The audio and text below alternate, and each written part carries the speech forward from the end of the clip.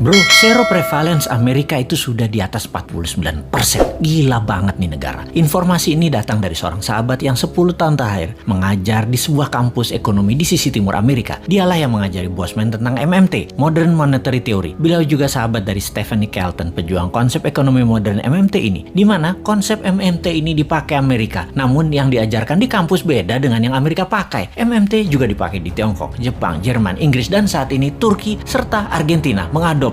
Untuk Indonesia, tenang. Kalau Newman jadi pegang kendali, pasti pakai MMT. Pada sabar ya, dan terus berjuang memintarkan masyarakat. Lihat ilmunya, fokus di ilmunya, dan jangan fokus di populernya seseorang. Karena kebanyakan mereka ingin menarik di panggung politik, fokusnya membuat populer saja. Seperti para calon-calon saat ini, mencari populer tanpa punya konsep bernegara. Kembali ke informasi sepotong di atas. Pertanyaan di kepala saya selanjutnya adalah, apaan tuh seroprevalence? Sehingga saya pun bertanya kepadanya. Seroprevalensi adalah jumlah individu dalam suatu populasi yang menunjukkan hasil positif baik untuk penyakit tertentu berdasarkan spesimen serolog atau serum darah. Jadi, menurut sahabat saya ini, di Amerika kekebalan tubuh imunitas terhadap COVID lebih dari 49,1% dari populasi. Dan ini hebat. Ditambah yang telah berhasil divaksin adalah 13,7% saat ini. Maka Amerika sudah mendekati herd immunity. Ya terang saja nonton final NBA kemarin pada nggak pakai masker. Kenapa hebat? Karena mayoritas kekebalannya didapat dari alami, yaitu natural herd immunity. Gak heran dalam diskusi di Clubhouse, Elon Musk mengatakan, unvaccinated sperm